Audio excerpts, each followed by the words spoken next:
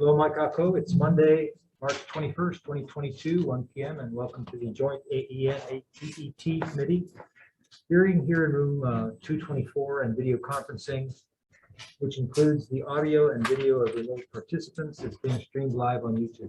You'll find links to viewing options for all Senate meetings on the live and on-demand video page of the legislature's website at capitol.hawaii.gov. And in the unlikely event that we have to abruptly end this hearing due to major technical difficulties, the committee will reconvene to discuss any outstanding business at 1:30 p.m. on Wednesday, March 23rd, during our AEN's time slot, and a public notice will be posted on the legislature's website. For those of you who are testifying on Zoom, all testifier audio will be muted and video disabled until shortly before your turn to testify. And if there are temporary technical glitches during your turn to testify, we may have to move on to the next person due to time constraints. We appreciate your understanding and remind you that the committee has your written testimony.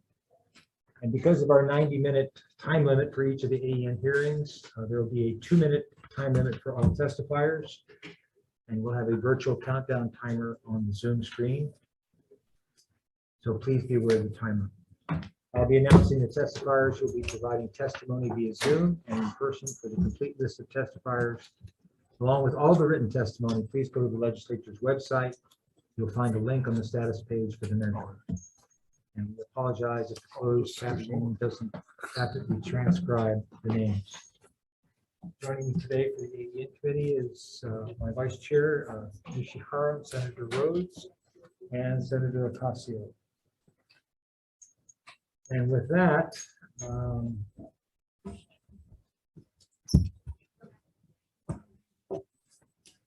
due to time constraints related to the number of testimonies received on the joint AEN-EET 1 p.m. agenda and other issues, I am going to recess the 1 p.m. agenda and gavel in the 1:05 p.m. agenda, which is a joint AEN-EET GVO hearing, followed by the 1:10 joint AEN-GVO agenda.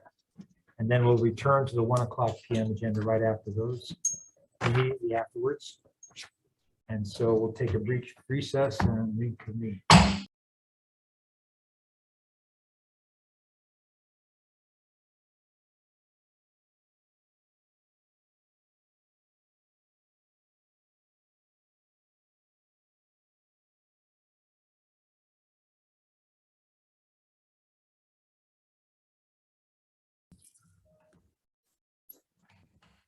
Okay, we are convening the joint hearing 105 hearing of Agriculture Environment Committee, Government Operations Committee, and Committee on Energy, Economic Development and Tourism. We have one item on this 105 agenda. It is HB 1640 HD2 relating to recycling, changes the Electronic Waste and Television Recycling and Recovery Act to the Electronic Device Recycling and Recovery Act, establishes electronic device manufacturer recycling goals and record keeping and reporting requirements for manufacturers and collectors. Collectors to register with the Department of Health, expands the recycling and collection requirements of televisions to all electronic devices, requires electronic device recycling and recovery program to include, among other things, a description of the methods for the convenient collection of electronic devices. First up on testifiers is we have Louis Salaveria from the Consumer Technology Association.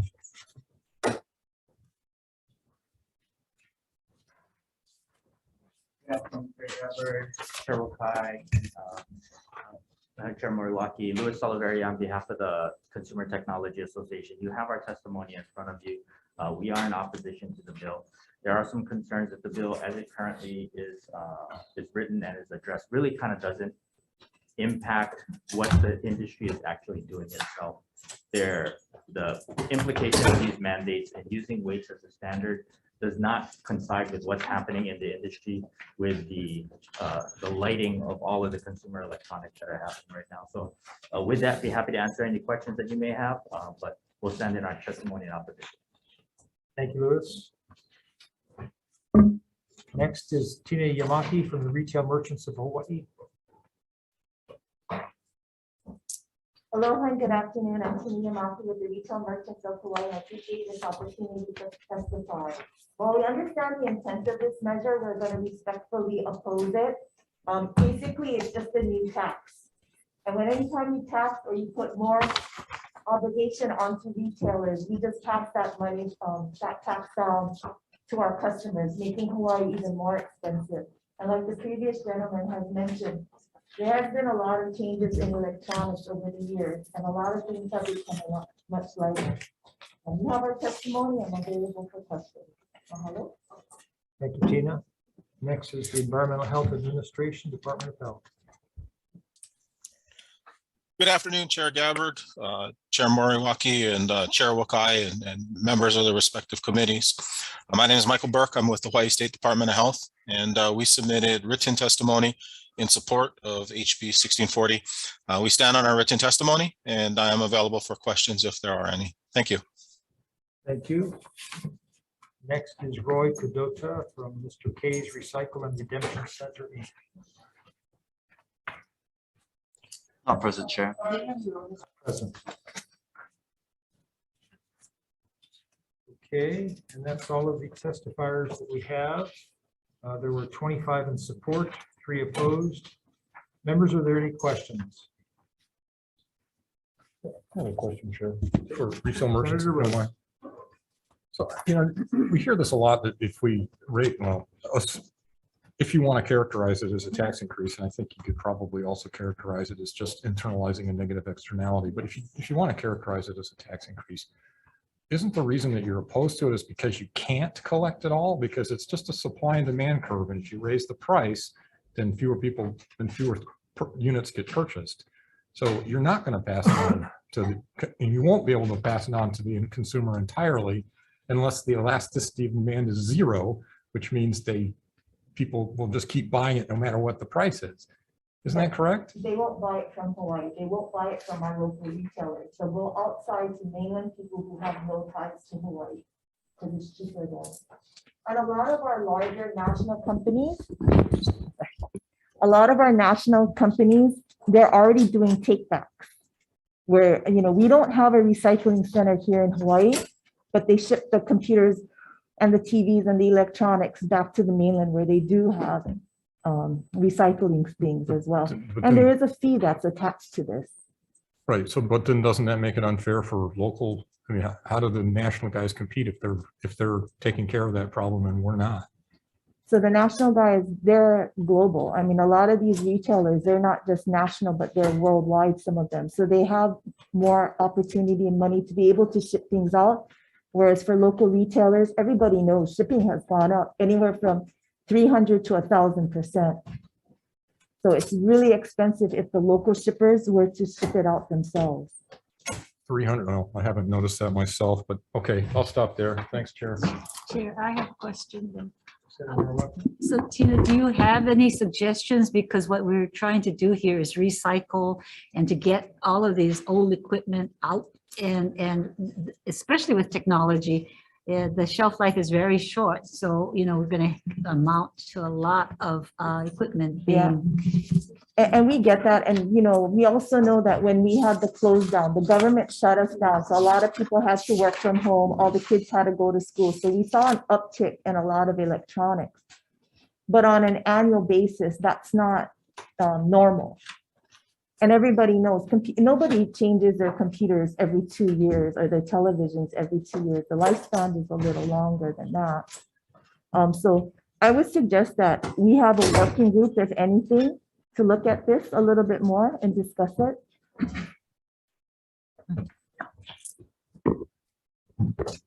So there are no suggestions so that we can get some of these, the equipment out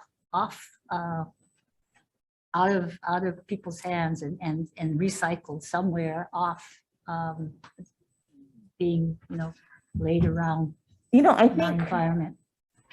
my understanding is certain schools and the state and county and different organizations have these take back programs where you can go and recycle your old TVs, your old computers. And maybe that's something if we had, you know, either a state run program where, you know, like we have recycling centers where people know that If I have an old computer or something, I can take it back. I think Goodwill has a program like that, where they'll accept it. What they do with it, I'm not sure. So there's no relationship with manufacturers because it's the manufacturer's responsibility. I guess they're the ones who make the equipment. They're the ones who can take it back. So Yes. there's nothing where, if we don't put something like that into law, then there's no one's gonna follow up and do the kind of recycling that we're requiring. So this would fall all on retailers because there are no manufacturers really here in Hawaii that manufacture televisions and computers. So on the mainland, they do that because that's where they manufacture a lot of these items. Thank you, Chair. Any other questions? Senator Wakais. I have questions for the Health Department representative. Was it Michael Burke, was it? Yes, sir. Michael, this bill has the Department of Health in charge of kind of monitoring. It says that the manufacturer shall report to the department sales by weight of these electronic devices. How are you going to even enforce any of this and mandate collection of this data? Senator Wakai, if it's okay with you, I have Wendy Okazaki on this call as well. She's our recycling coordinator and works with our existing e-waste program that runs collections at the schools and works with the manufacturers. And so she can answer your question.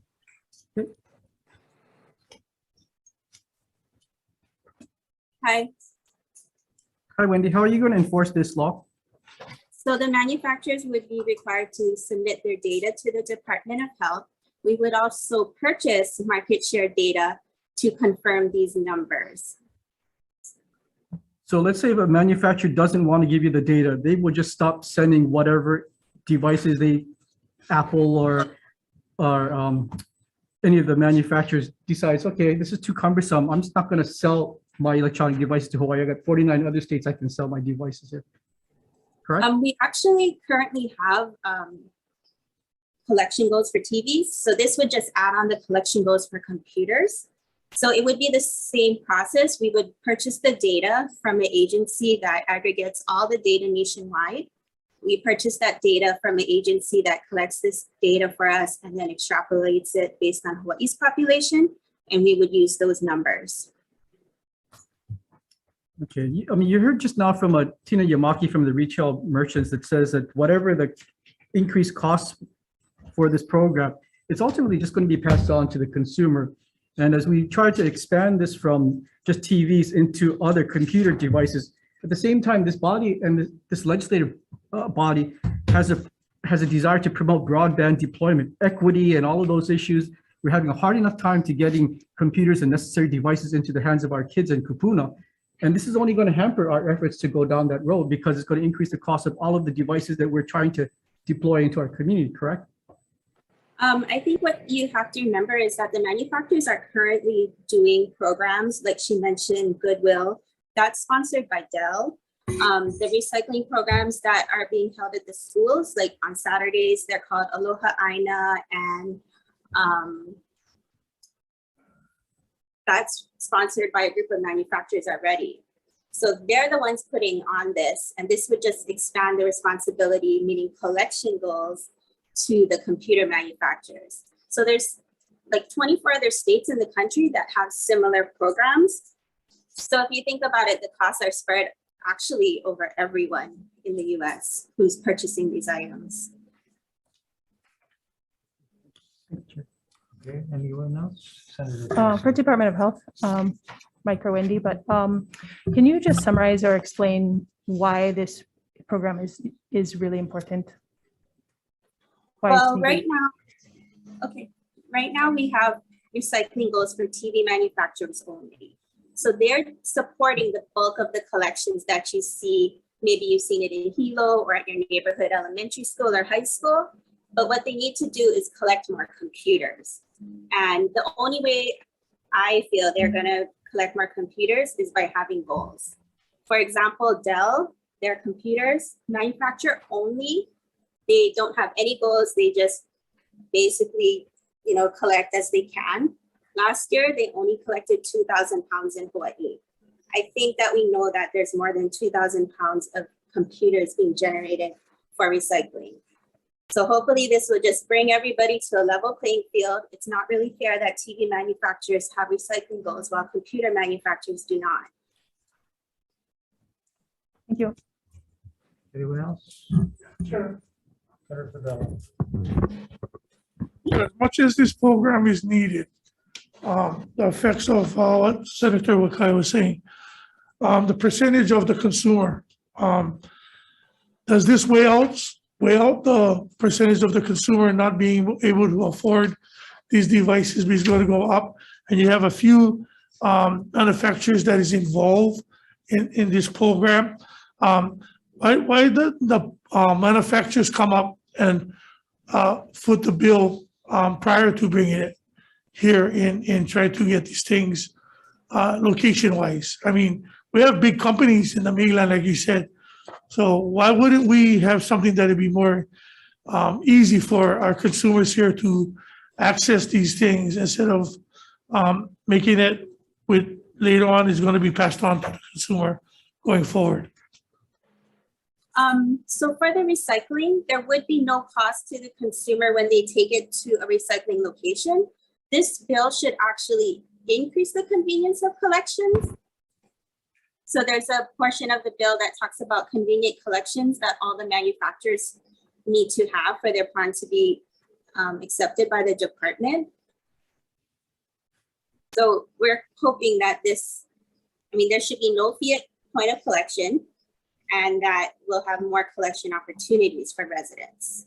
Then what the retail merchants are saying is not going to be true, then so the consumer is not going to get any cost passed on to them if this bill passes. The retailers are not necessarily the manufacturers of these equipments. So you do have like the Apple Store. You have Walmart has some private brands that they manufacture, but currently they don't do collection in store. The only retailer that I know of that collects in store is Best Buy. And for devices with screens, like your TV or your computer monitor, they actually charge households $25 per item to take it back. Okay, so the question is going to be passed on to the consumer? I think it definitely is passed down. It's internalized when you buy the device. Will it increase the price? I doubt it, because you see the prices are very competitive because there's so many different devices and TVs on the market. I really wouldn't know. You'd have a manufacturer would probably be better equipped to answer that. So having a state and city recycling center that we can take it ourselves as consumers, wouldn't that be more beneficiary than the program you're talking about now? Well, when you look at the state and city and the recycling programs for TVs and electronics that are currently in place, that is supported by manufacturer registration fees that's collected under the current law, which is this bill is just amending it to hopefully make it better. Okay, no, it's going to make it better if the consumer will pay more. Okay, thank you, Chair. Okay, we'll take a brief recess for some possible decision making. So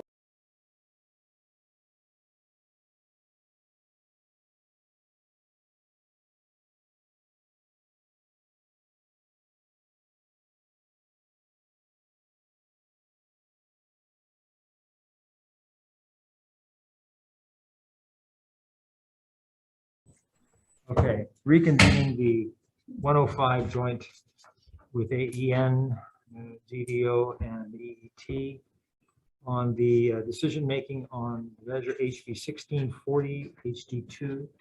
Having conferred, the chair's recommendation will be to set up a working group and to also keep the reporting requirements that are in the bill. Any discussion? Chair votes aye. Oh, Chair. yes. I just would like to say that I think the time right now on this kind of program is to take action. And so while I'm in very much support of the original bill, I'm going to vote no on a working group Okay, for a study. Thank you. Thank you. thank you. Chair votes aye. Vice Chair? Both aye, Mr. both aye, Senator Casio, No. Senator Rhodes, Reservations. Senator Favela, Aye. motion is adopted. Thank you, members. The GVO committee, also 1640, same recommendation. Chair votes aye. Vice Chair Del Cruz excused. Senator Chen. Aye. Senator Gabbard. Aye. Senator Favela. Aye. The recommendation is adopted. For the Committee on Energy, Economic Development and Tourism, same recommendation to amend this measure with the working group. Any discussion? If not, chair votes yes. For HB 1640 HD2, for Committee on Energy, Economic Development and Tourism, Chair votes aye. Or Chair recommends pass with amendments. Chair votes aye. Vice Chair votes aye. Senator Lee. Aye. Senator Riviere is excused, and Senator Favela. Aye. Chair, your recommendations adopted. Okay, thank you, everyone. This adjourns the 105 joint. And now we will show call to order the 110 agenda of the Agriculture Environment Committee and the Government Committee on Government Operations. We have 3 items on this agenda. First one is HB 1526, HB1. Relating to organic waste, requires each county to incorporate into its next integrated solid waste management plan revision a plan to divert all organic waste produced within the county by facilities generating more than a certain amount of organic waste per year, appropriates funds to reimburse the counties for incorporation of the new requirement into their plan revisions. First up is Department of Health, Environmental Health Administration. Good afternoon, Chair Gabbard, Vice Chair Nishihara, and members of the AEN committee, as well as Chair Moriwaki, Vice Chair De La Cruz, and members of the GVO committee. My name is Michael Burke. I'm with the Hawaii State Department of Health, and we submitted written testimony in support of HB 1526. We stand on our written testimony, and I'm available for questions. Thank you. And that's our only testifier. Are there any questions, members? We had 21 in support, 0 opposed. No questions. We'll move on to the next item, HB 1568, HB2, relating to agriculture. Changes the law requiring all state departments to ensure that a certain percentage of food purchased consists of fresh local agricultural products or local value-added processed agricultural or food products to apply only to the Department of Education, Department of Health, Public Safety Department, Department of Defense, and UH system. Requires each of those departments and the UH system to report to the legislature on its progress toward meeting these benchmarks and clarifies the information to be reported.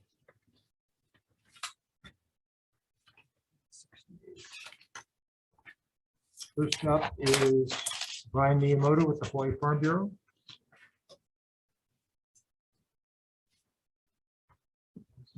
Not here.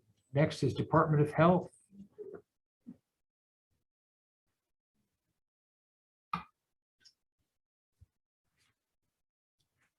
Next is Jan Govea from UH. Good afternoon, chairs, vice chairs, members of the committee. Jan Govea here. The University of Hawaii stands on its written testimony with comments, which basically seek clarification as to whether this bill was intended to or is intended to cover concession agreements at the University of Hawaii. Thank you, Jan. Next is Lauren Zerbel from Hawaii Food Industry Association.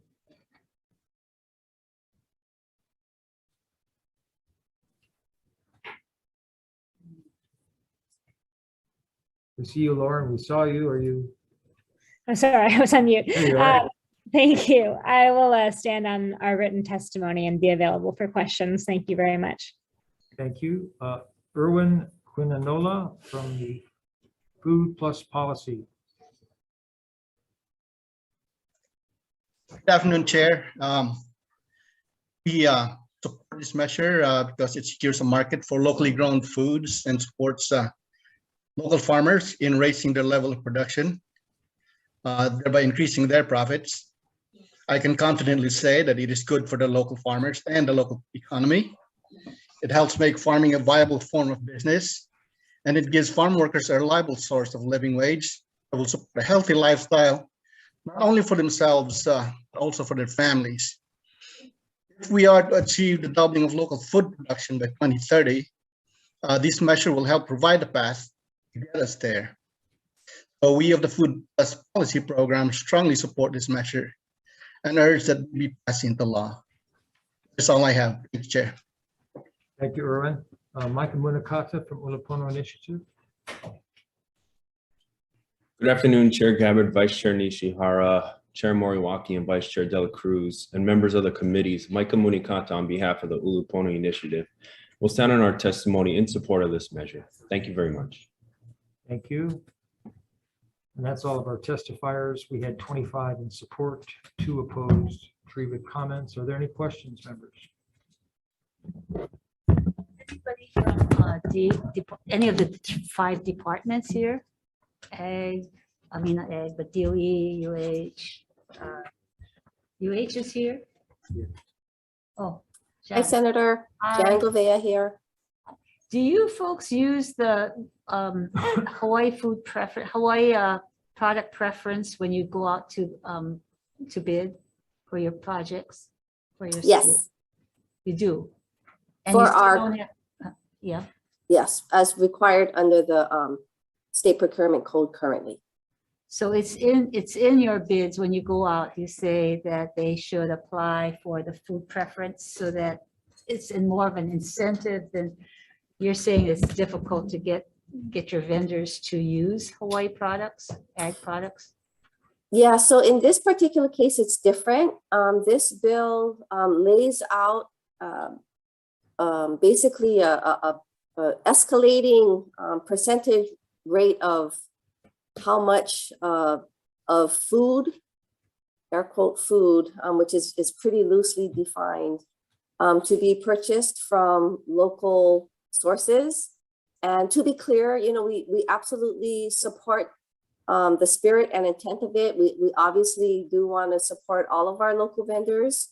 But in this particular case, if it is interpreted to apply to our concession agreements, like let's say Starbucks, which, you know, is on our campuses, and if food is interpreted to also mean like coffee beans, then are we going to tell Starbucks that they have to purchase all of their coffee beans from our local sources, which is obviously going to violate their own concession or their own agreements that they have with Starbucks, their franchise agreements. And that may just either have an unintended or maybe an intended, not really sure here, consequence of basically not, you know, supporting these type of vendors on our campuses. So, you know, we don't want to hamstring the departments in terms of getting what food they need at a cost that's not prohibitive. So do you have any suggestions whether we say something like where we've used in other places where feasible and cost effective, or only fresh produce, or what might we do? Because we really do want to meet our local food production goals. Sure. And if we don't say something to prescribe it in some way, we're not going to get there. Yes, so I think the university would support, you know, any measure where if the university is doing the purchasing, that we would be, you know, we would be amenable to using our best efforts to, you know, meet those goals. But what's kind of out of our control are our concession arrangements, where the university does not do any of the purchasing, right? It's the concessionaire has a presence on our campus. They do business directly with our students, you know, at the counter, at the point of sale. And so if we could just get clarification that this bill does not include, you know, concession agreements on campuses, then that would eliminate that concern. And the university, anytime we purchase directly produce or food, we will use our best efforts. So you would be suggesting that the language be direct purchases by the department? Yes. Would give you more control over being sure that you do buy local? Yes. Okay. Thank you. Thank you, Chair. Senator. And we can submit language to. Okay, if you have language quickly. Yes. Okay, we'll. Thank you. Thank you. Okay. And then the next measure is, you have the lead. Senator Moore. Okay. The next measure is, no. Sorry. House Bill 2423, House Draft 1, relating to climate change mitigation, requires all state building construction projects and state highway projects to use building and construction materials that seek to reduce their carbon footprint where feasible and cost effective. We have, who's up?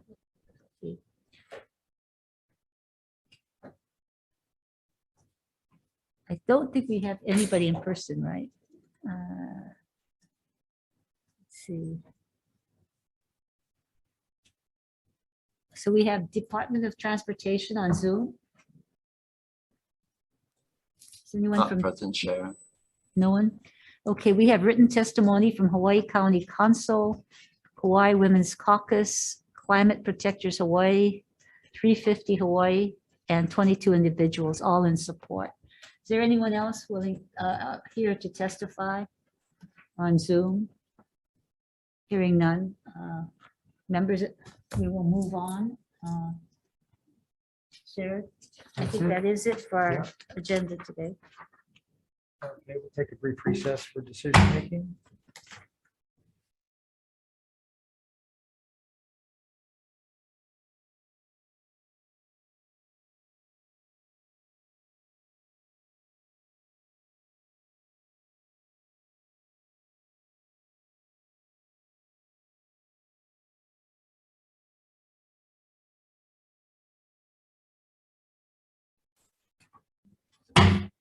Okay, aloha, we're reconvening the 110 joint hearing of Agriculture Environment Committee and Government Operations Committee. We have 3 items that we have conferred on. The first one, HB 1526, relating to organic waste. The chair's recommendation will be passed as is. Any discussion? Chair votes aye. Vice Chair. Aye. Aye.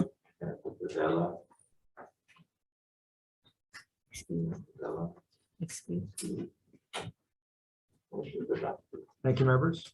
Government Operations Committee, same recommendations on House Bill 1526. Chair votes aye. Vice Chair Dela Cruz. Vice Chair votes aye. Senator Chang. Aye. Senator Gabbard. Aye. Senator Favela, excuse, recommendation adopted. Okay. Where are we on this? 1568, okay. House Bill 1568 relating to ag. Had to do with the food purchasing by state departments. On this measure, members, measure amends the preamble of Act 176, Session Laws of Hawaii 2021. So I'd like to use the same proposed language, but instead of amending the previous act, we'll draft it as a new preamble to this measure. And we'll also insert new language requiring the departments and the UH to prioritize contracts with vendors that use locally sourced food products. And we'll also adopt amendments that were suggested by UH and amend this measure to maintain the existing reporting requirements. Any discussion? Chair votes aye. Vice Chair? Vice Chair goes aye. Senator Ocasio. Aye. Senator Rose. Aye. Senator Favela, excuse. Which is adopted. Thank you, members. Government Operations Committee, same recommendation. Chair votes aye. Vice Chair De La Cruz. 4 members present, one excused, any reservations, objections, recommendation adopted. Okay, on the House Bill 2423, House Draft 1, Government Operations Committee. This is relating to climate change mitigation, requiring state buildings and highways to use building and construction materials to reduce carbon footprint. Chair votes aye. Wait, recommendations passed as is. Chair votes aye. House Bill 2423. Recommendations passed and amended with 4 members present, one excused, any reservations, objections, recommendation adopted. Okay, and that concludes. Oh, this. you need to vote. Oh, I'm sorry.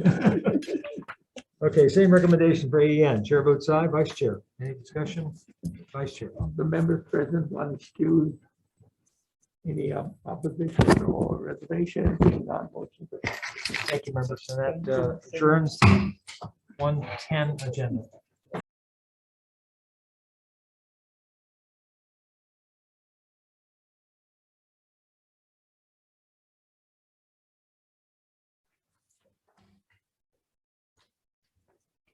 On to order the reconvening the 1 o'clock joint hearing with Agriculture Environment Committee and the Committee on Energy and Economic Development and Tourism. First item on the agenda is HB 1517 HD2 relating to coffee, requires coffee blend labels to disclose geographic and regional origins and percent by weight of the blended coffees. Prohibits using geographic origins of coffee in labeling or advertising for roasted or instant coffee that contains less than a certain percentage of coffee by weight from that geographic origin, phased into a minimum of 51% after July 1st, 2024. Prohibits use of the term quote unquote all Hawaiian in labeling or advertising for roasted or instant coffee not produced entirely from green coffee beans grown in Hawaii. Appropriates monies for the pesticide subsidy program and for 1 full-time equivalent position to conduct inspections. First up is Tina Yamaki from the Retail Merchants of Hawaii. She what? Stepped out. Next, Department of Agriculture, Morris Hata. Yeah. Okay. Take your pick.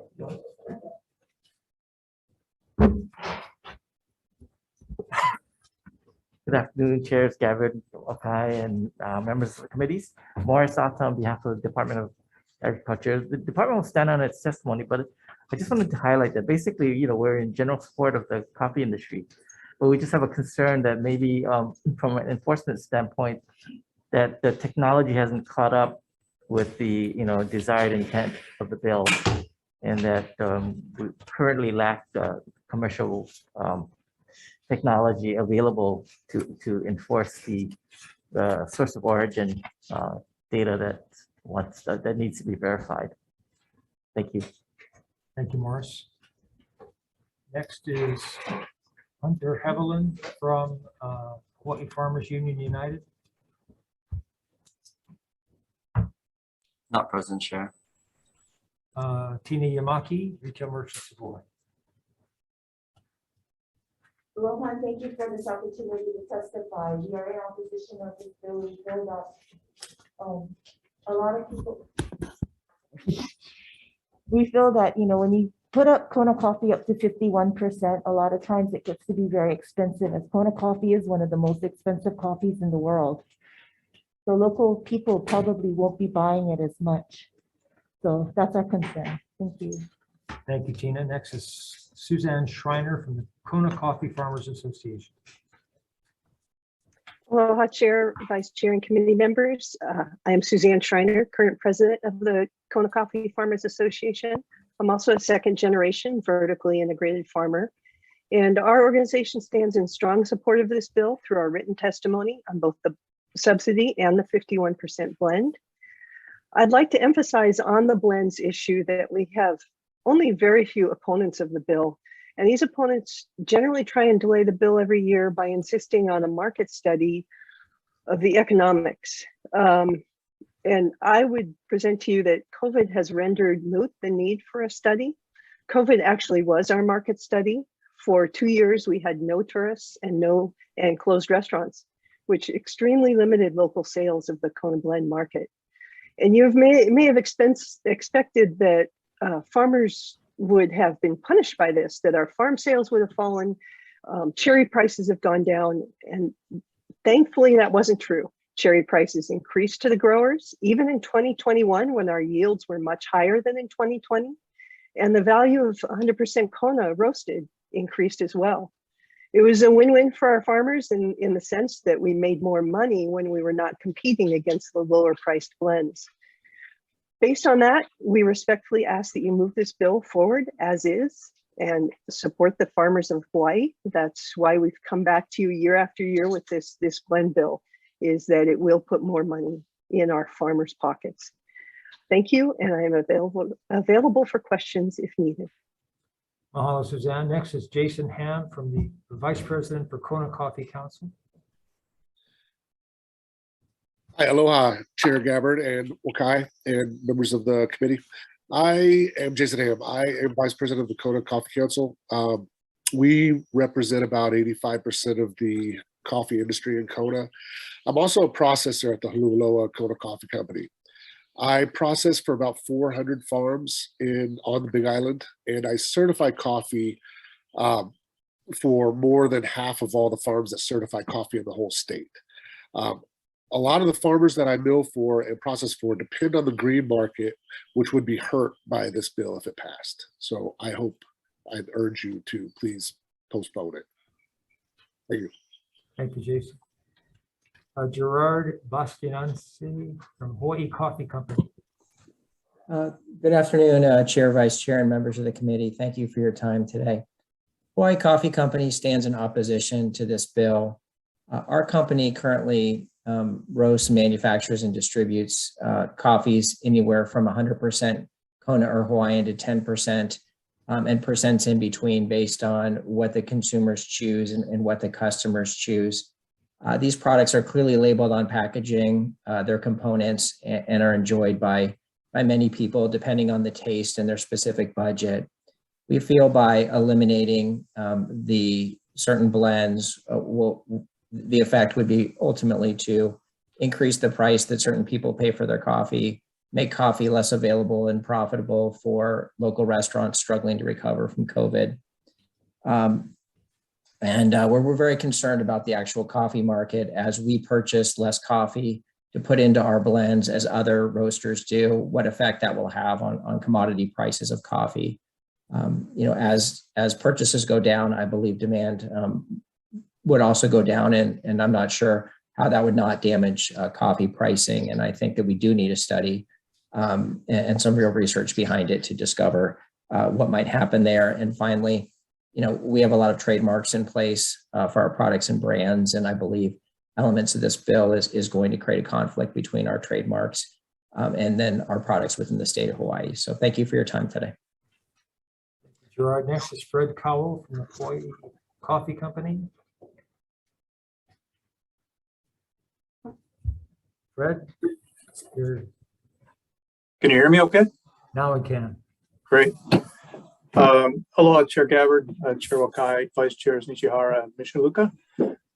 Good to see everybody. I'm Fred Cowell. I'm the General Manager of the Kauai Coffee Company located here in Kalaheo on Kauai. I also am a second generation vertically integrated coffee farmer, and we represent roughly 3,000 acres of coffee grown within the state, a third depending on how much is put out on every year. I also stand on the written testimony that I've submitted, although I would like to add that our industry is not only very diverse, but it's in a time of transition. We believe the phased approach that's being proposed in this bill is perhaps the most reasonable way to understand what the effect on the marketplace will be. There is a place for blends in our market, but 51% allows us to convey the importance of locally grown coffee. I'm available for questions if you have any. Thank you. Thanks, Fred. Next is Lauren Zerbel from Hawaii Food Industry Association. Thank you, Chair. We will stand on our written testimony and be available for questions. Mahalo. Chris Manfredi from Hawaii Coffee Association.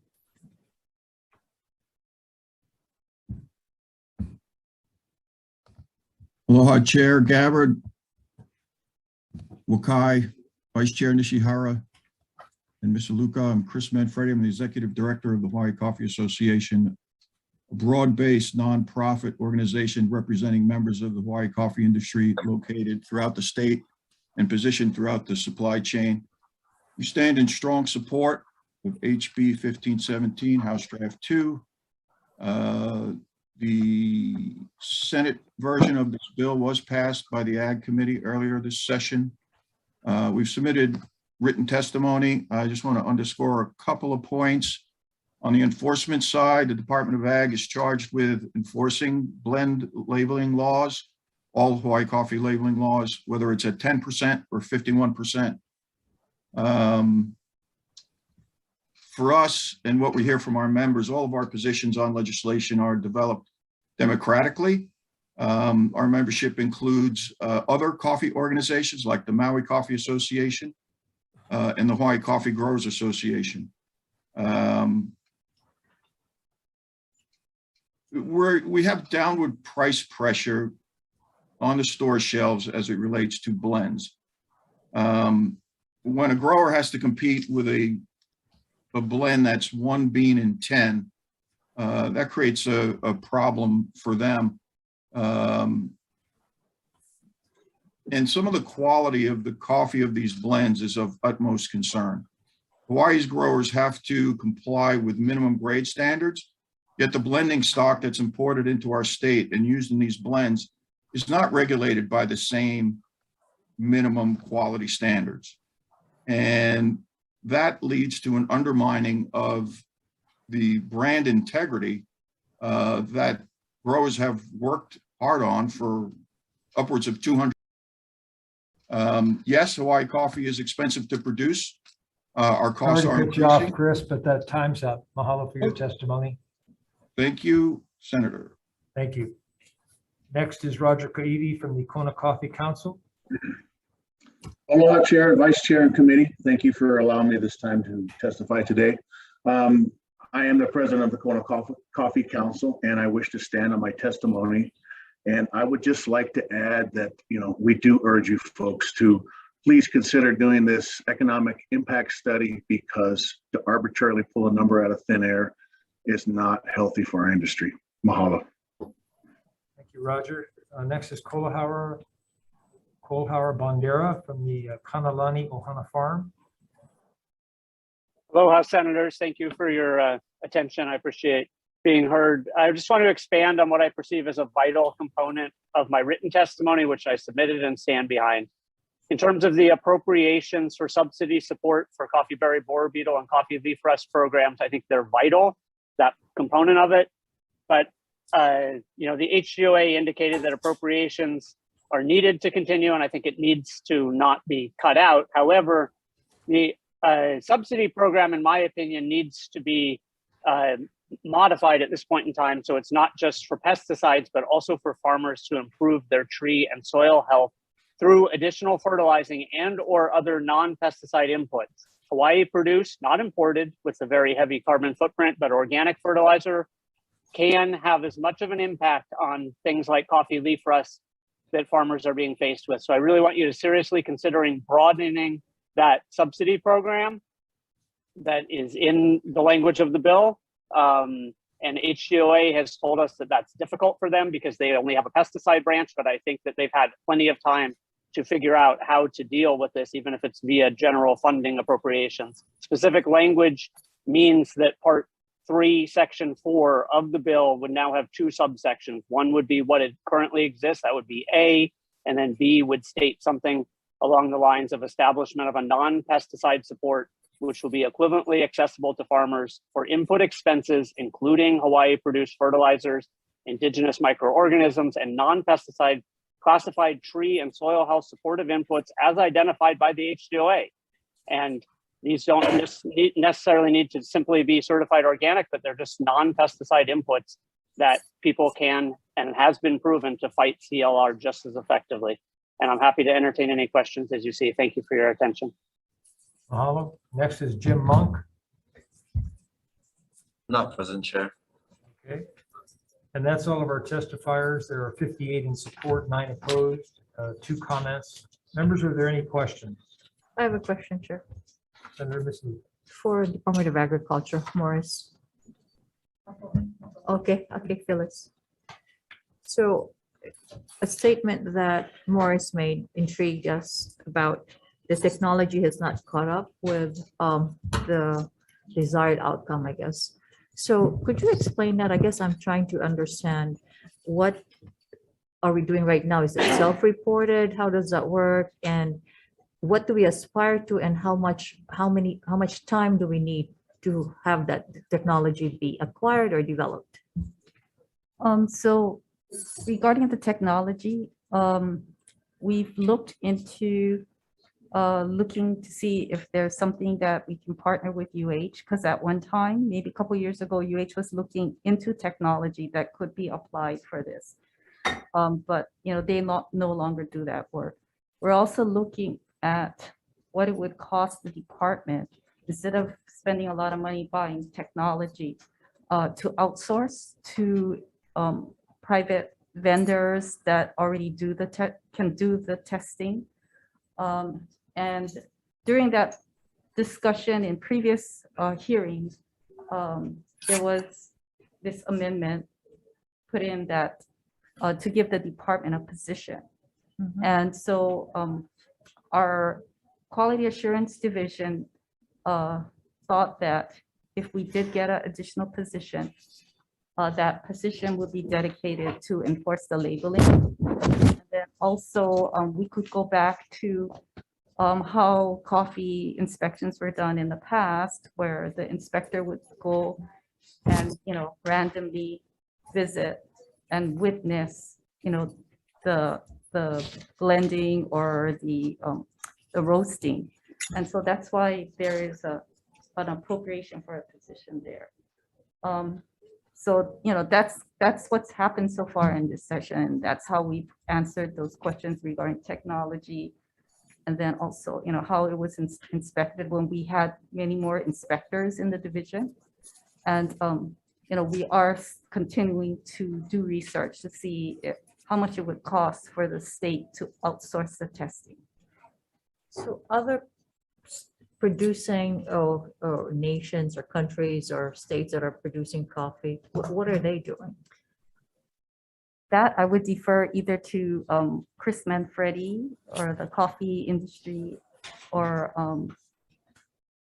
we do have Leo Albaldo, Dr. Leo Albaldo, that could answer the question. I'm not sure if he's been looking internationally. If not, it's okay. I just wanted to, We can get back to you, though. Yeah, get a little more information, a little more detail. And I am in favor certainly of the additional person who would be doing the regulating and the providing the labeling expertise as well. Yes, and I'd like to add to Deputy Atta's testimony that, we are in support of an appropriation to continue the coffee subsidy. And, the subsidy applies to pesticides, both organic and inorganic. I'd like to comment on what Mr. Bondara said. I understand that there are possibly two other measures that are addressing soil amendments, for soil health. And so, there are two other measures. There's a compost reimbursement bill that is moving forward. And then there's also another measure that addresses soil health that would look into, fertilizers and amendments. So there's multiple, not only this vehicle, but there's other vehicles that address soil health. Okay, thank you, Chair. Chair, I have a follow-up to. Senator Casio? So if we're doing the 10% now, what is the difference in technology to monitor 51%? And the same thing with the labeling. If it's mandated to label 10%, how fundamentally is the technology different in changing the percentage of what is being looked at? Well, thank you for the question, Senator. I would like to ask if you could allow Dr. Albaldo to answer that. I believe that I would defer to him. I don't think it would be a big difference, but right now, we're responding on complaint basis, and But as far as technology, I think the issue of technology came up because in the past, bills regarding coffee were asking us to look at instant coffee, look at coffee beverages, and that's when we were discussing about we don't have those tools to discern the, I guess, genetic or the DNA information to say whether or not the byproduct is of what origin. So are you finding with 10%, there's a lot of misrepresentation? I will have to ask Dr. Obaldo to answer that because he's been involved in the enforcement, if we can call him forward. There's legal. Aloha, can you please answer that question? Yeah, thank you for that question. So regarding the whether it's 10% or 51%, there's really, the technology is still the same. We still need a new technology. If there's a complaint that would say, how would you know that this is 10% blend? Right now, we don't have the technology to make that assessment. So if it's 51%, it's the same thing. And what was the other question? I'm sorry.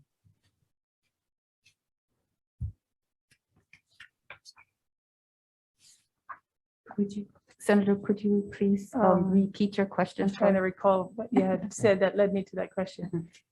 That's okay. All right, thank you. But something I did want to also raise in terms of can I call Kohauer Bandera? Because in terms of that request for a additional pest management, if you will, addition to this kind of language, if you could expand on the importance of that request. Thank you, Senator.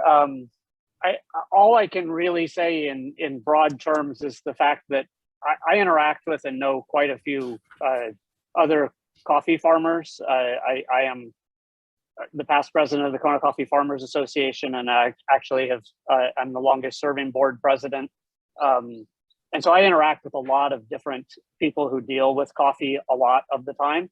And a significant ratio of them are not going to be using any of these pesticides, be they conventional or organic. For various reasons, they don't want to be using these inputs in their systems. These aren't Hawaii healthy agricultural systems, with fuel price, petroleum prices going up, the cost of not just transport, but the cost of the products, all of which, like chemical fertilizers, are all going to be increasing with petroleum prices going up. And so that's one component, but that's not really the reason. Environmental reasons and logic reasons of having a more closed system that takes care of itself. Like I said, many farmers are not going to be doing these things. And what are they going to be doing? They're looking out for their system health. And their system health is about not just fertilizer inputs, even though you can have Hawaii-made fertilizers, be they certified organic or not, but also Hawaii-based made inputs, things like indigenous microorganisms from the farm itself, for example. And there's other non-pesticide inputs. And I don't know, I appreciate the Chair Phyllis's comments on this when she spoke, but I think that honestly, those issues are not part of this topic, which is how can we address this pest concern that the farmers are facing.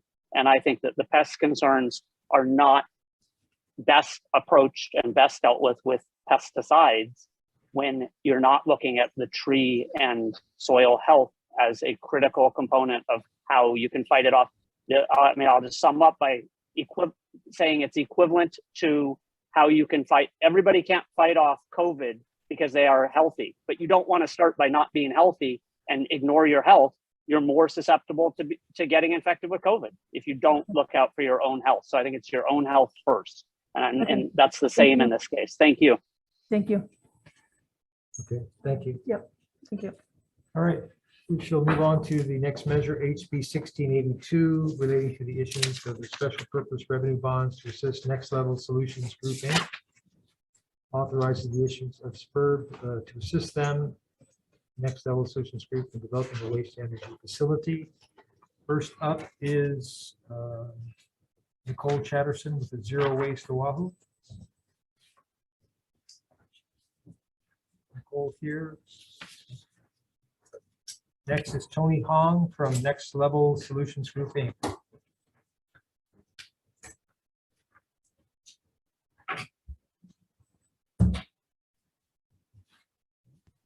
Aloha, Chair Gabbard, Chair Wakai, Vice Chair Nishima, and Vice Chair Michelin, and members of the State Committee, Senate Committee on Agricultural and Environment, and Senate Committee to the Energy and Economic Development and Tourism.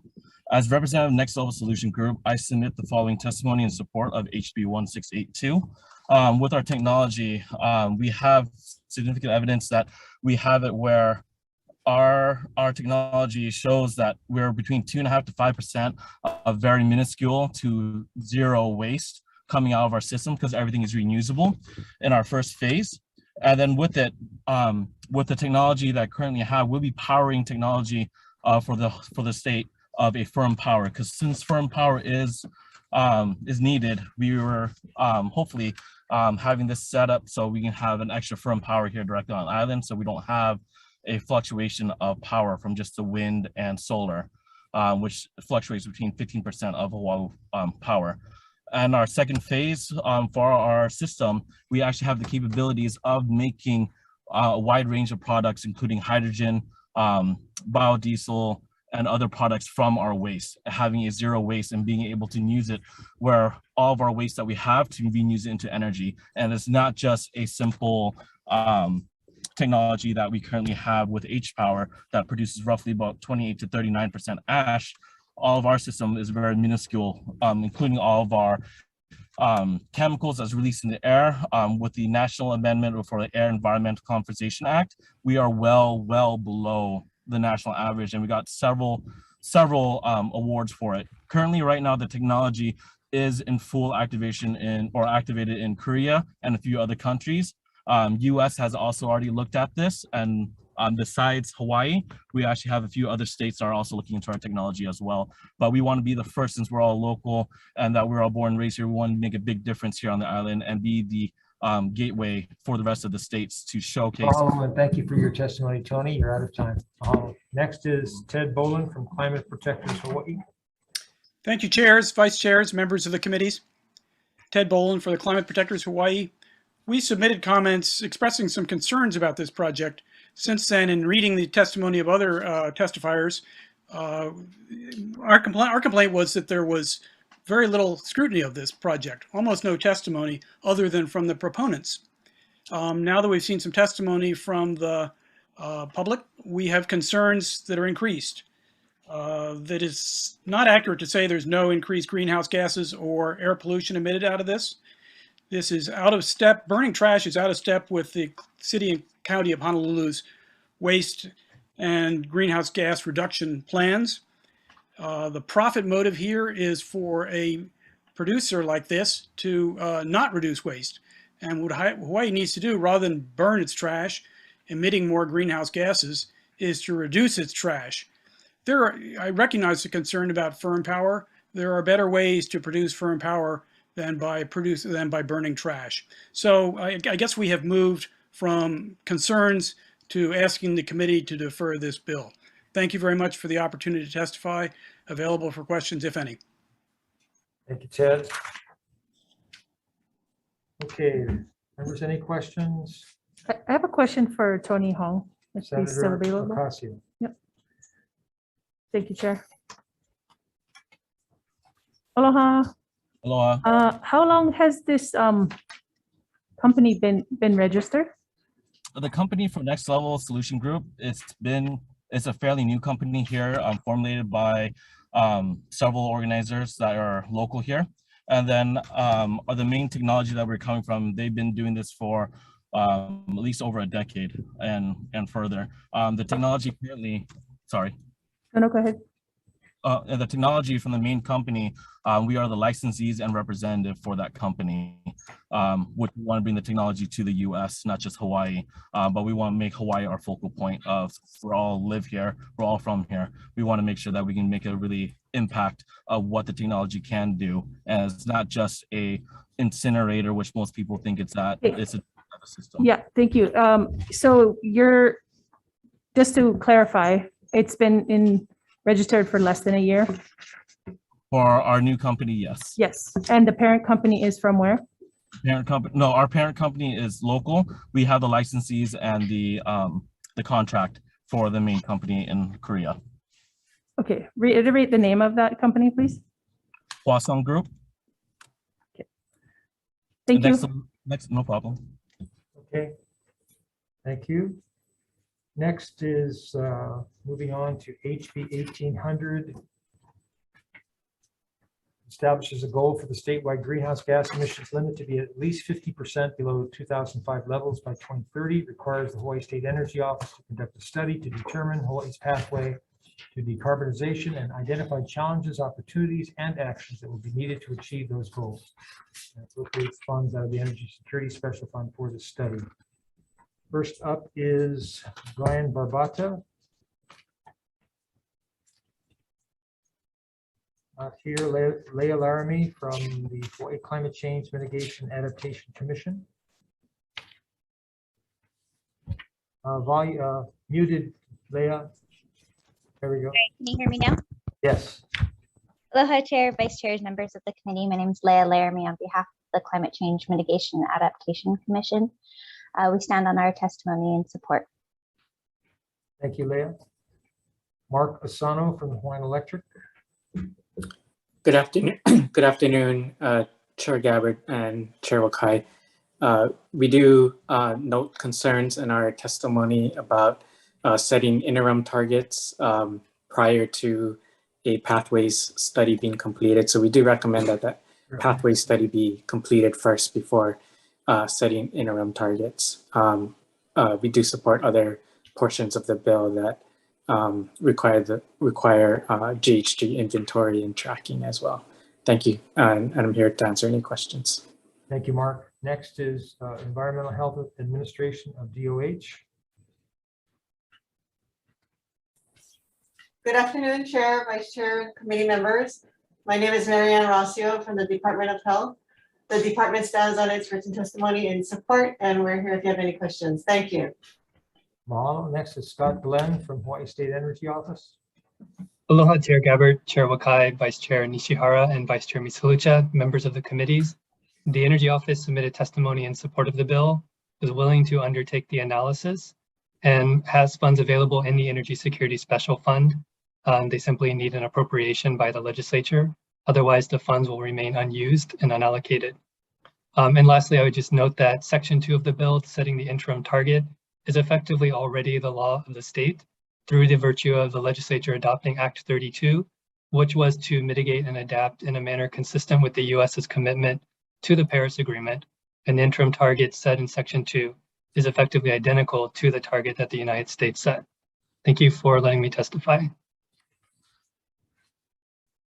Thank you. Ted Boland from Climate Protectors Hawaii. Thank you again, chairs, vice chairs, members of the committees. Ted Boland for the Climate Protectors Hawaii. The Climate Protectors are in strong support of this bill. It is great to have an interim target of 50% below, and it's great to have a study.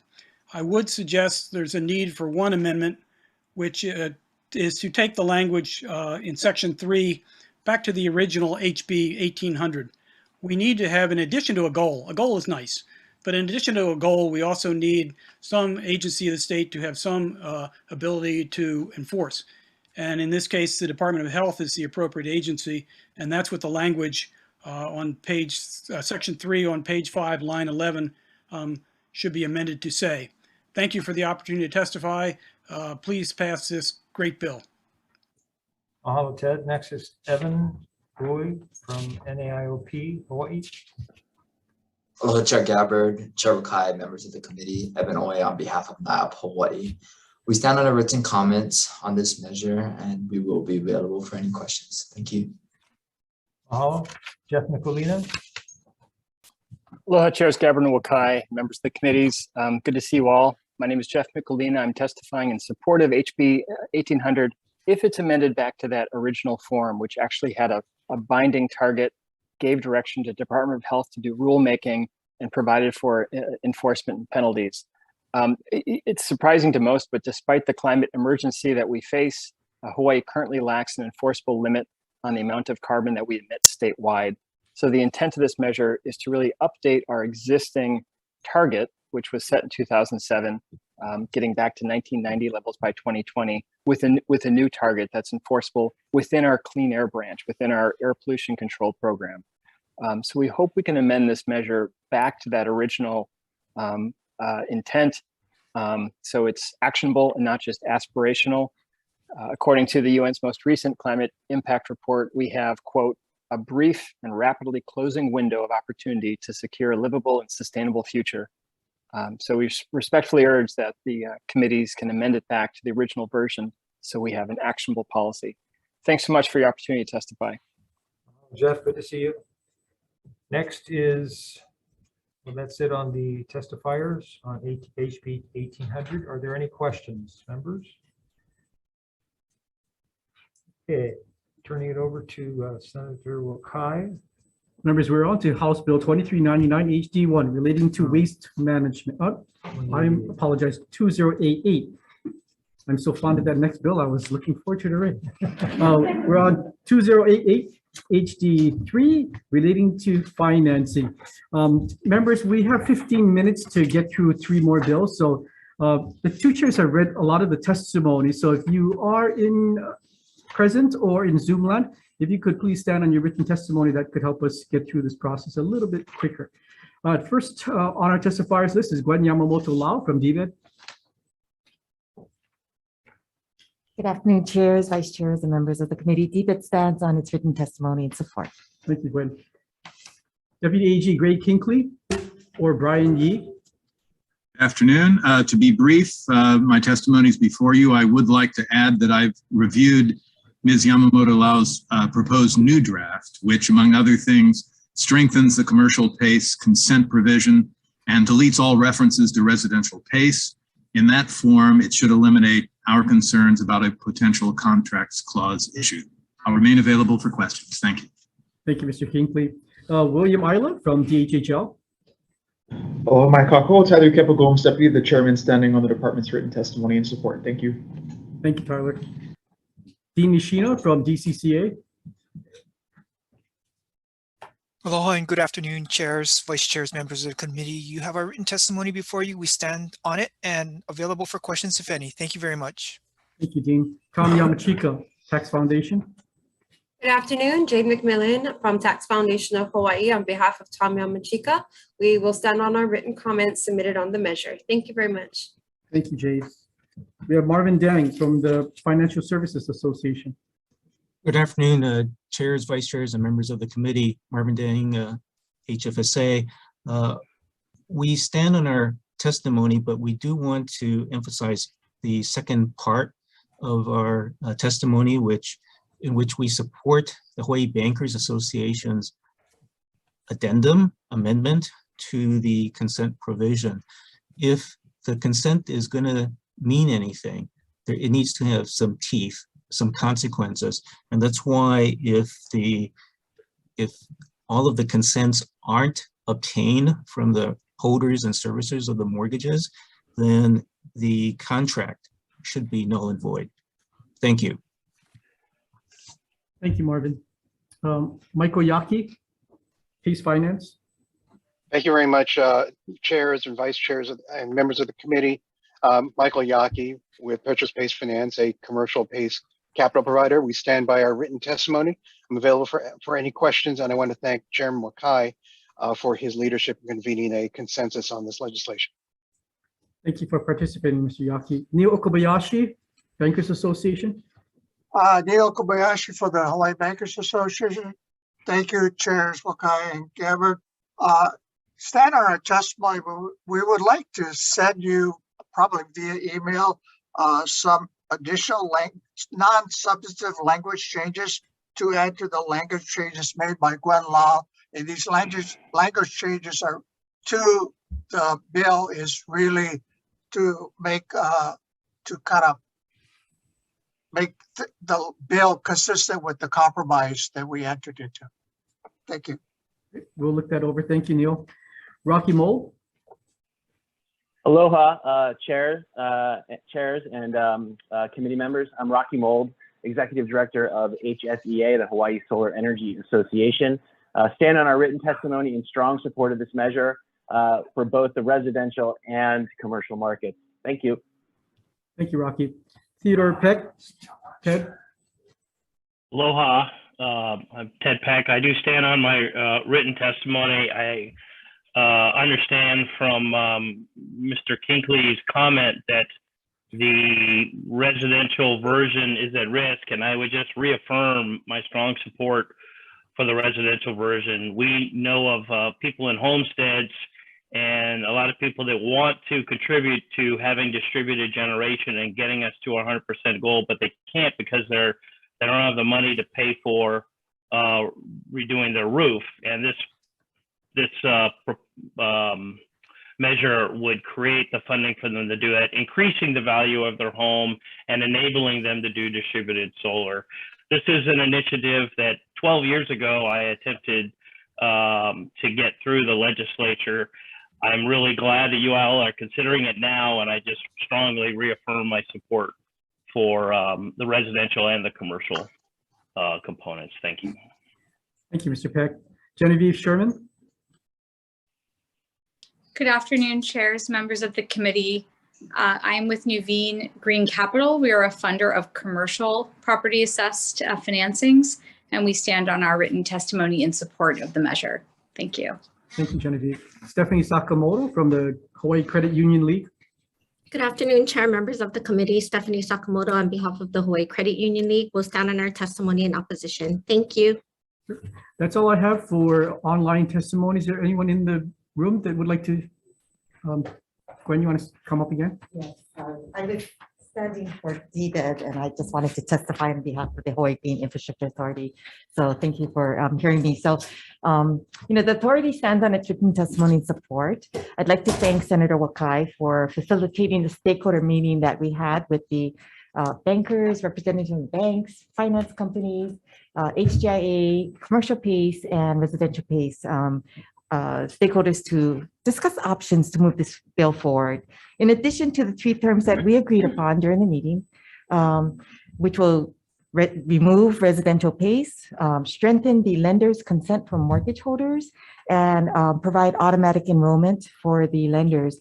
I'd like to ask for 2 other things, which includes the addition of a special standalone tax assessment that will allow HGIA to service the bill and alleviate the concerns from the counties for the additional resources and manpower they might need to implement this program. And with that, I will no longer need an appropriation for this bill, because we would be, the appropriation was really for helping the counties implement. And therefore, I'm asking to remove the appropriation and also to eliminate the need for the environmental and economic development revolving fund. I just ask that the revisions be made to the bill to ensure that we are able to administer the program. Thank you so much. Thank you, Gwen. Anyone else? Can I just ask a quick question? Let me just make sure Okay. that there's nobody else in the room that wants to testify. Okay, Gwen, sorry, if I could pull you up again. Sorry, Hello? Ms. Lucia. Oh. Yes. So there was a concern raised by Mr. Gang. And so just wanted to make sure with all the amendments, with all the revisions, does your agency have the authority to implement and administer the program? Yeah, so I want to make sure that with all the revisions that we're doing, that we do amendments necessary to allow us to administer the program and implement it. Yeah, thank you. Members, any further questions of those who are with us as well as online? If not, I'll hand it back over to Chair Gabbard.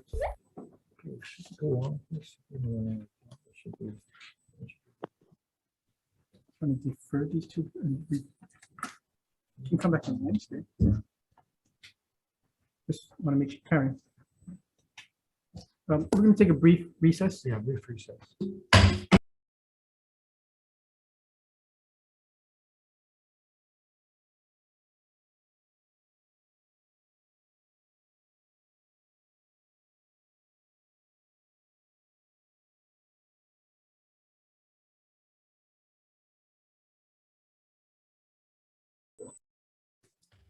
Reconvening the which agenda?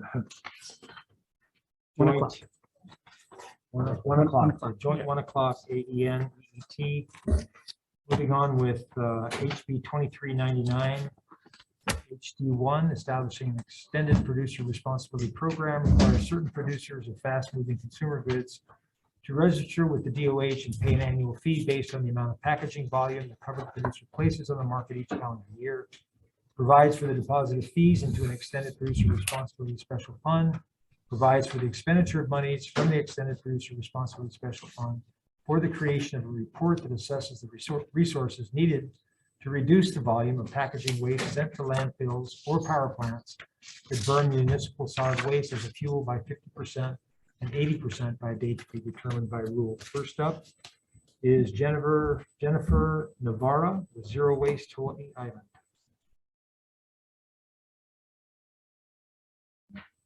Jennifer is supposed to be here in person. Next, Tina Yamaki, Retail Merchants. Next is Trevor Abarzura from Chamber of Commerce, Hawaii.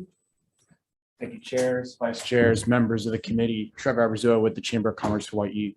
Chamber is opposed to this bill. We see it as an additional tax on certain industries, as well as it's pretty broad of a bill, and there's the penalties and departmental authority is too broad and has no legislative oversight, which causes concern. So we are opposed to the bill and happy to answer any questions. Thank you.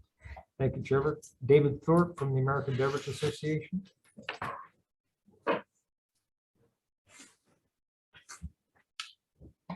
Chair Gabbard, Chair Wakai, members of the committee. David Thorpe with the American Beverage Association, representing the non-alcoholic beverage industry in Hawaii. I know we're running late. I'll jump to two main points of opposition.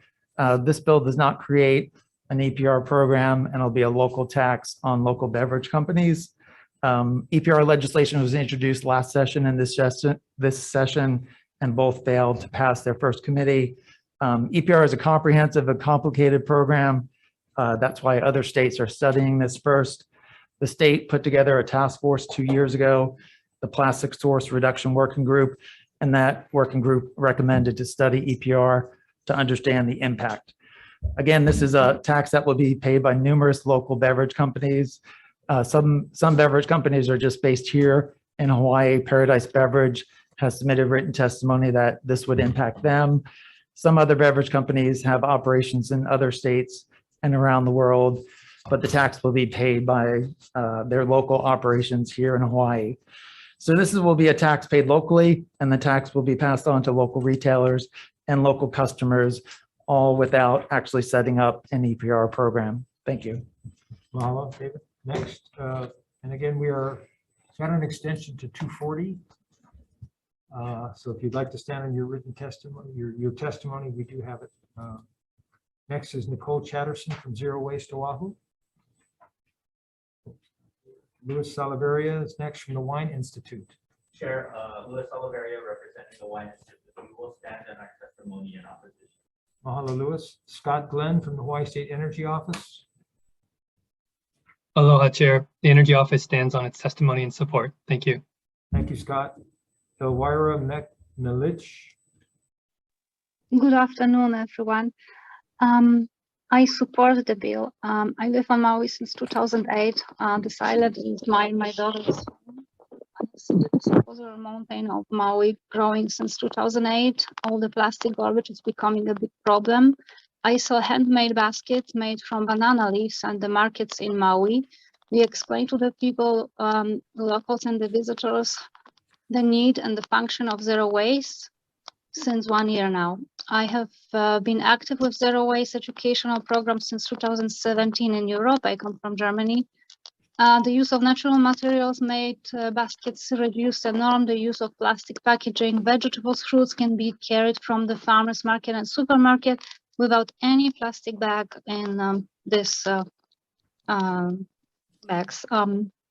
My daughter Heidi, 12 years old, and me, we welcome this initiative and Zero Waste for Hawaii, and we are proud to be a part of it. Education is the key, and solution is in action. We save our most beautiful island.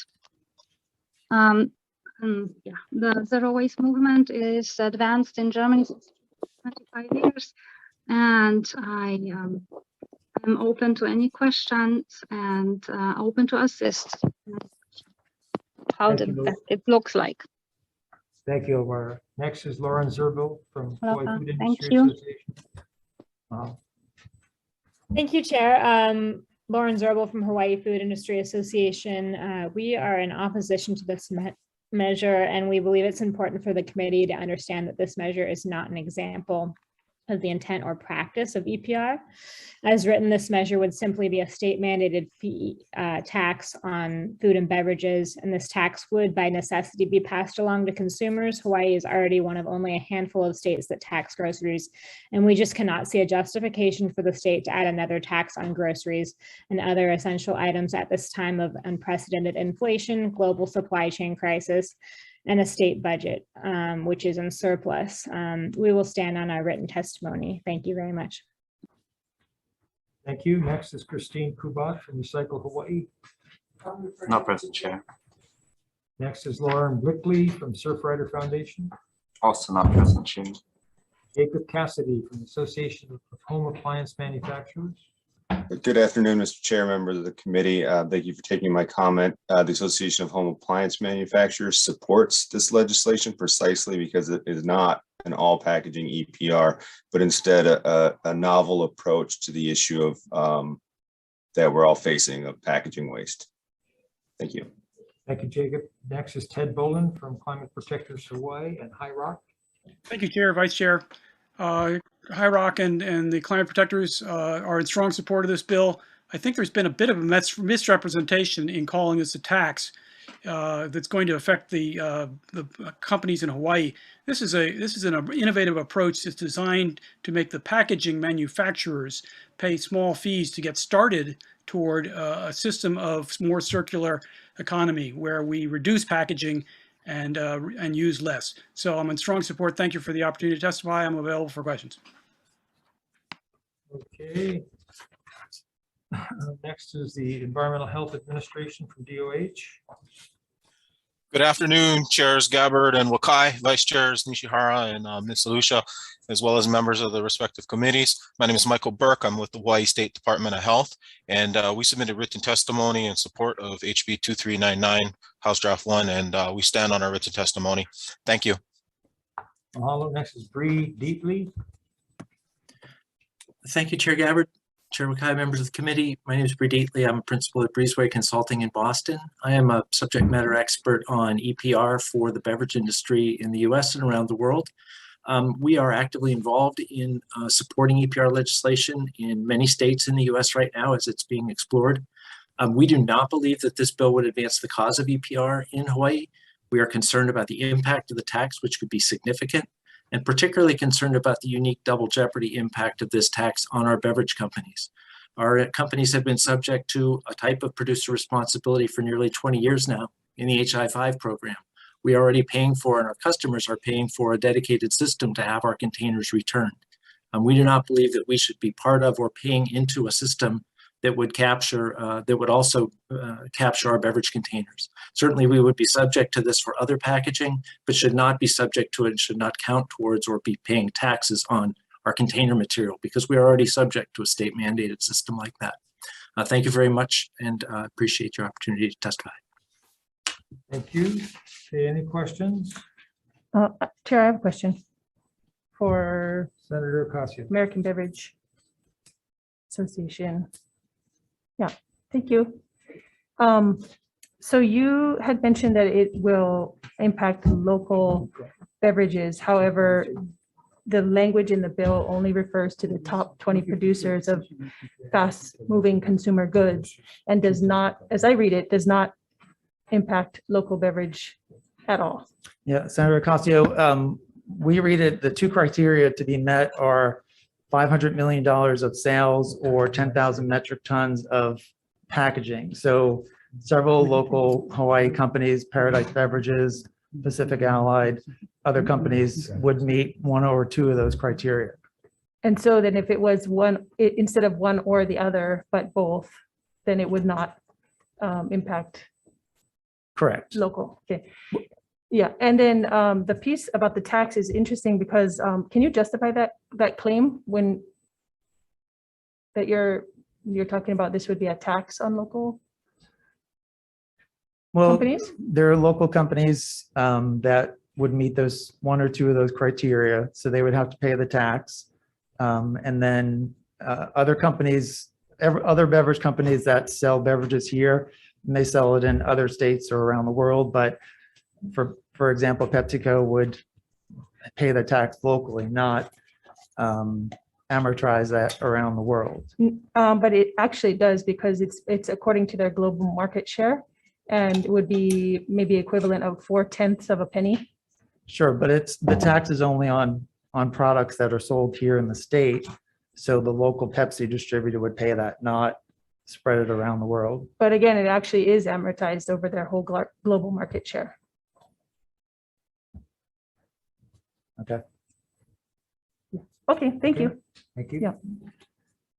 All right, moving on to the last measure is HB 1642 relating to post-consumer recycled content requires deposit beverage distributors that sell, offer for sale, or distribute deposit beverage containers in the state to meet minimum post-consumer recycled content requirements. First up is Environmental Health Administration.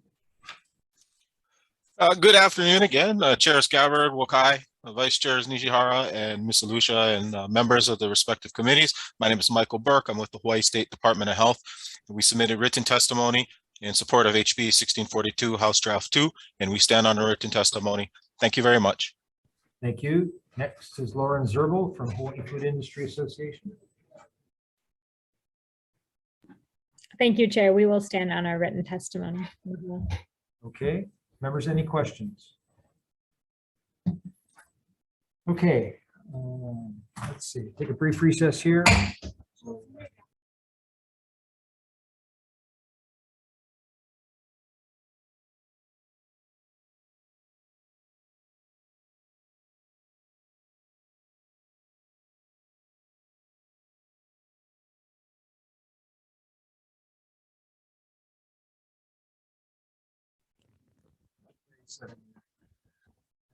Okay, reconvening the 1 o'clock joint with AEN-EET.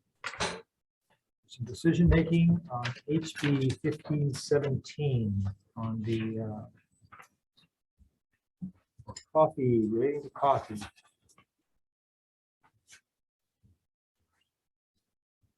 Okay. Members, there's a lot of controversy, a lot of beliefs that this might happen and these other things might happen. And I think the responsible thing for us to do is to make sure that we have a pretty good idea of what is going to happen if we adjust the 10%, anything north of that to 51 or 100 or whatever the figures might be. So to take a more prudent approach on this measure, we'd like to recommend to the members that we do a study to see what exactly are going to be the pluses and minuses of making these changes to labeling as well as composition. The bill outlines 10 important factors to look at. So we're going to ask B&F to do the study and look at those 10 items that are mentioned in the bill. And yes, so that's the recommendation for 1517 HD2. Okay. For the recommendation, any concerns, issues, comments? Chair votes aye. Vice Chair. As for the amendments, Chair goes aye, Vice Chair goes aye, Senator Ocasio. Reservations. Senator Rhodes. Reservations. Okay, Senator Cabela. Motion's adopted. Thank you. Members. For members of the ET, same recommendation. Any discussion? If not, Senator Misalucha, I vote yes. For Committee on Energy, Economic Development and Tourism, this is regarding HB 1517 HD2. Chair recommends pass with amendments. Chair votes aye, Vice Chair votes aye. Senator Lee. Senator Revere, Senator Favela. Chair with 4 votes and 1 reservations, your recommendations adopted. Next measure is HB 1682 HD1, a special purpose revenue bond for Next Level Solutions Group. Chair's recommendation will be to pass as is. Any comments or concerns? Chair votes aye. Vice Chair. Vice Chair opposed, reservations, Senator Ocasio. No, No. no, Yep, thank you. Senator Rhodes, Aye. Senator Favela, No. motion is adopted. Thank you, members. For members of the EET, same recommendation. Any discussion? If not, Senator Misalucha, I vote yes. Members, this is for HB 1682 HD1. The recommendation is to pass as is. Chair votes aye, Vice Chair votes aye. Senator Lee. Aye. Senator Revere. Senator Favela. No. Chair, your recommendations adopted. Moving on to HB 1800 HD2 related to climate mitigation. On this one, the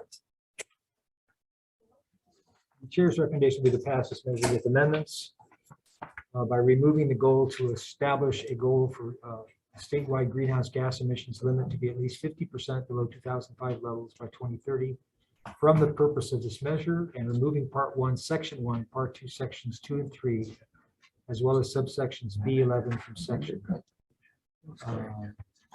Amending Part 3 of the bill to read as Part 1. And finally, I'd like to remove the language having the Hawaii State Energy Office conduct a study and replace it with language designating the Hawaii Natural Energy Institute to do it. So the chair's recommendation is to pass with amendments. Any discussion? Chair votes aye. Chair votes aye, Senator Deschamps votes aye, Senator Ocasio, reservation. Senator Rhodes. Aye. Aye, Senator Favela. Motion is adopted. Thank you, members. Members of the EET, same recommendation. Any discussion? If not, Senator Misalucha, I vote yes. Members, this is for HB 1800 HD2. The chair recommends pass with amendments. Chair votes aye for the remaining members. Are there any reservations? Any opposition? Chair with 4 votes, your recommendations adopted. Thank you. The next measure is House Bill 2088 HD3 relating to finance. So last week, we rounded up all of the stakeholders in this that had interest in this particular measure, came up with almost 100% compromise. As we heard today, we had Neo Kobayashi and Marvin Dang, who still wanted to tweak the measure, and it can be done in the next committee, but I think we got 95% of the way through on this measure. So I'd like to ask members of both committees to take in the recommendations and amendments suggested by the Hawaii Green Infrastructure Authority.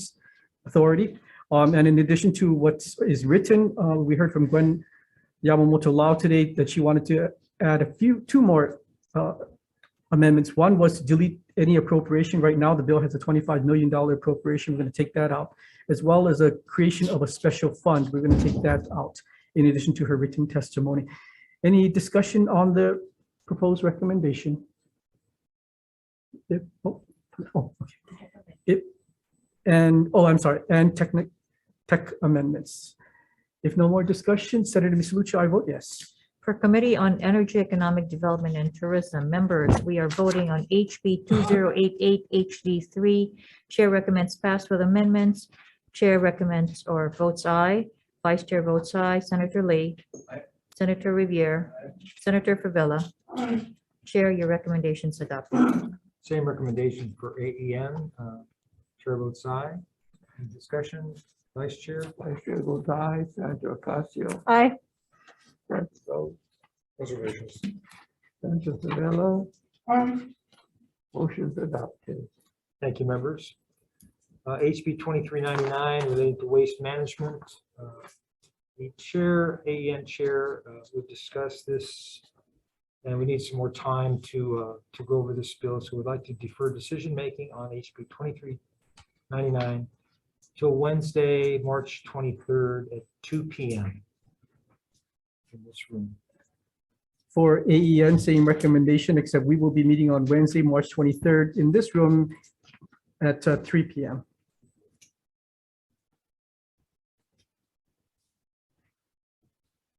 And then finally, the last measure is HB 1642 HD2 relating to post-consumer recycled content. Let's see here.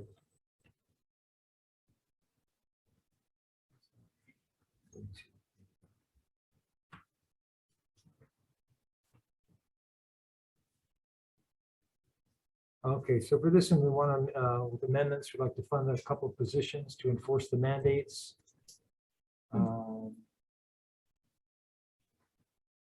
Anything else, Senator, that Senator Clyde, that you want? Yeah, those positions will be in the Department of Health to enforce whatever the rules are for use of recycled materials in beverage containers. Okay. So Chair's recommendation is to pass with amendments. Any concerns? Chair votes aye. Vice Chair. Vice Chair goes aye. Senator Ocasio. Aye. Senator Rose. Aye. Senator Favela. Aye. Motion's adopted. For Thank you, members, members. Oh, I'm sorry, go ahead. for members of the EET, same recommendation to pass with amendments. Any discussion? If not, Senator Misalucha, I vote yes. Members, we are voting on HB 1642 HD2. Chair recommends pass with amendments. Chair votes aye. Vice Chair votes with reservations. Chair, Senator Lee. Aye. Senator Revere. Reservation. Senator Favela. Aye. Chair, your recommendation is adopted. Okay, that's it. Thank you very much. And that concludes the 1 o'clock hearing. Adjourned. Thank you.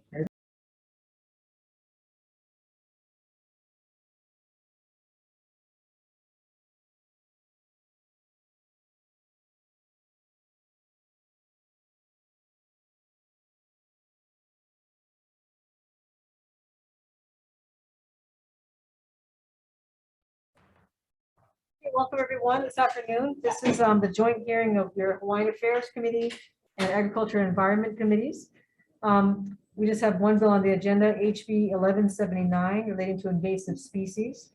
This establishes a pilot program within the Aina Mauna Legacy Program of the Department of Hawaiian Homelands to remove and harvest forests from Mauna Kea and develop it as a marketable product to expand economic opportunities for Native Hawaiians, and requires reports to the legislature.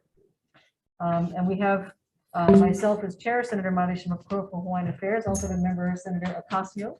And welcome to our chair of AEN, Senator Mike Gabbard. And so we'll go ahead into the testimony. So we have DHHL in support. Olamai Kako, Tadu Kepagomes, Deputy the Chairman, standing on the department's written testimony and support. Thank you very much, Mr. Gomes. Department of Budget and Finance with comments. The rest of these, I believe, are all in writing. Ahamoku Advisory Committee in support. Hawaii Food Forest Industry Association support. Camille Cleveland support. Robert Shook opposition. Dana Keave support. Jennifer Shoplik opposition. Is there anyone else here for HB 1179 that I missed? Okay, seeing none. Members, any questions? Any questions? You have any questions? No, all Okay. good.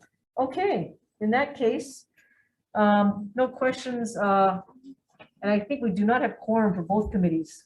Yeah, Correct. so I think what we'll need to do is defer for decision-making. Yeah, but although, I guess I can say, I mean, I was just gonna recommend technical, well, actually, to pass as is, no technical, passing as is, and summarizing some of the opposition in the committee report, some of the concerns that were raised in the opposition. Is that okay with Actually, you? Senator Rhodes said he could come in and vote if you want to just see if we could get our. Oh, okay, AEN. possibly That'd get give quorum, us- okay, yeah. okay. Is that okay with you, though? the Yeah, that's fine. Recommendation, okay, Yeah, technical, that's and- fine. I mean, as is, actually, as is. Oh, and if you can get Favela, then we'll have quorum too. Oh, yeah. Okay, so maybe we'll recess. Yeah, that's fine. While we're trying to get some quorum.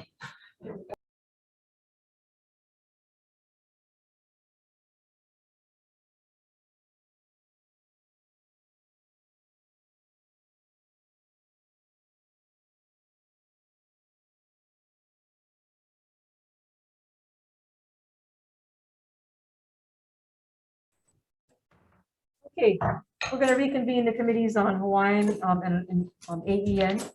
And we're going to take a vote now on House Bill 1179, the mayor's related to invasive species, and it's the gorse bill for DHHL Mauna Kea lands. And so after having conferred, we're recommending to pass this measure as is. And just in the committee report, summarize the opposing testimony and some of the concerns that were raised by the two opponents of the measure. Now, for the Hawaiian Affairs Committee, we do not have quorum, so we are going to have our decision making tomorrow, March 22nd, room 16 at 1:04 p.m. Okay, same recommendation for AEN. Any concerns? Chair votes aye. Vice Chair? Okay, Vice Chair goes aye. Senator Ocasio. Aye. Senator Rhodes. Aye. Senator Vela. Excused, motion adopted. Okay, thank you. We are adjourned. Thank you. All right, very good.